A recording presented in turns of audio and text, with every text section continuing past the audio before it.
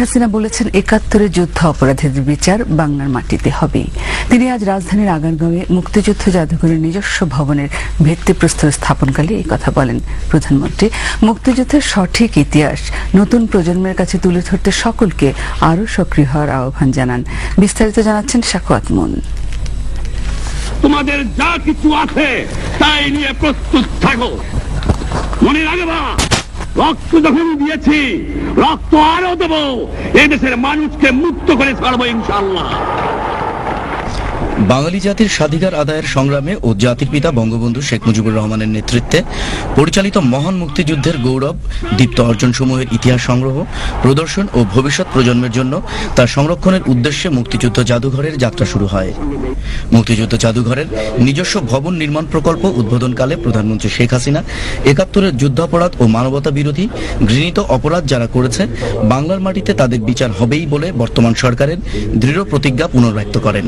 আমরা ইতিহাস থেকে শিক্ষা নেব, মুক্তিযুদ্ধের অর্জন আমাদের ভবিষ্যৎ চলার পথ দেখাবে, বিকৃত ইতিহাস থেকে আমাদের সত্যের দিকে ধাবিত করবে, আমাদের দেশ গড়ার সততা, দৃঢ়তা ও একনিষ্ঠতা নিয়ে কাজ করতে উৎসাহী করবে।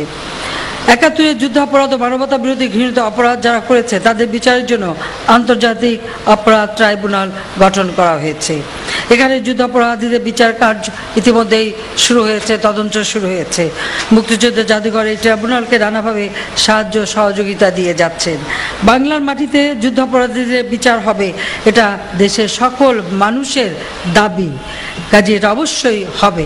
তবে আমি একটা কথা বলবো, আবার অনুরোধ করব, অনেকেই অধৈর্য হয়ে যাচ্ছেন, অনেকেই ভাবছেন এখনই বিচার হয়ে যায় না কেন, কিন্তু একটা কথা স্মরণ রাখতে হবে যে ৪০ বছর পরে আমরা এই উদ্যোগ নিয়েছি। এখানে যদি একটু ভুল হয় তাহলেই কিন্তু আমাদের জন্য সর্বনাশ হবে। কাজে এখানে ধৈর্য ধারণ করতে হবে।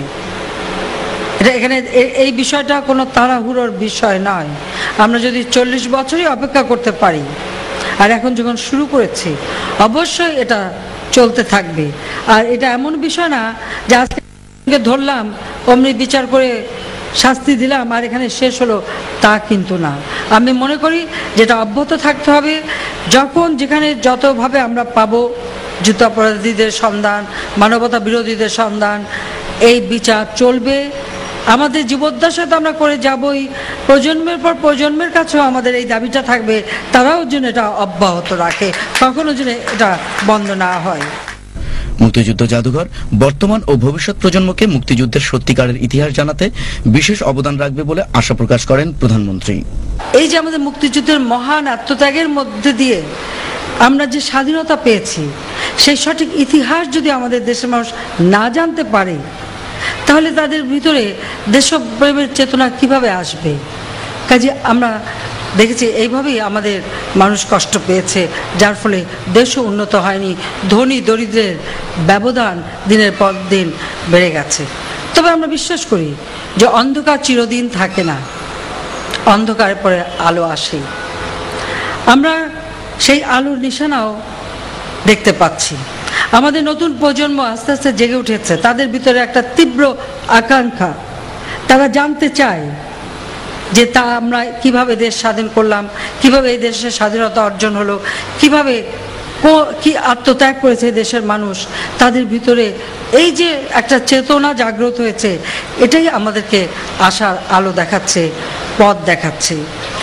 এবং আরেকটি জিনিস আমরা লক্ষ্য করেছি গত নির্বাচনের সময় আমাদের তরুণ প্রজন্মের মাঝে, সেটা হলো মুক্তিযুদ্ধের যারা বিরোধিতা করেছে বা যারা আলবদর রাজাকার ছিল বা স্বাধীনতা সংগ্রামে যারা ওই হানাদার পাকিস্তানি বাহিনীর দোসর ছিল, তাদের প্রতি যে একটা প্রচণ্ড ঘৃণা এবং তাদেরকে প্রত্যাখ্যান করার একটা মানসিকতা, এটা কিন্তু আমাদের প্রজন্মের মধ্যে এসে গেছে। এটাই আমাদের আশার আলো দেখায় যে এই চেতনাটা যে তাদের জাগ্রত হয়েছে, স্বাধীনতা বিরোধীদের প্রতি যে একটা ঘৃণা তাদের ভিতরে জন্মেছে, আমি মনে করি এটাই তো আমাদের আশার প্রদীপ জ্বালাচ্ছে। মুক্তিযুদ্ধের জাদুঘরের উদ্যোক্তাদের ধন্যবাদ জানাই এই জন্য যে সীমিত আকারে হলেও তারা মহান মুক্তিযুদ্ধের ত্যাগ, তিতিক্ষা এবং শৌর্যবীর্যের ইতিহাস নতুন প্রজন্মের কাছে তারা তুলে ধরছেন। এবং আমি চাই যে এই কাজটি তারা অব্যাহত রাখবেন এবং এটা যে একটা জাতির জন্য কত প্রয়োজন সেটা আমরা মর্মে মর্মে উপলব্ধি করতে পারি। অনুষ্ঠানে মুক্তিযুদ্ধ জাদুঘরের বিভিন্ন বিষয় তুলে ধরেন মুক্তিযুদ্ধ জাদুঘরের ট্রাস্টি ডাক্তার সারোয়ার আলী, মফিদুল হক, জিয়াউদ্দিন তারিক আলী, আকু চৌধুরী, আলী জাকের, সারা জাকের, রবিউল হুসাইন ও আসাদুজ্জামান নূর এমপি। এর আগে প্রধানমন্ত্রী শেখ হাসিনা মুক্তিযুদ্ধ জাদুঘরের নিজস্ব ভবন নির্মাণ প্রকল্প উদ্বোধন করেন।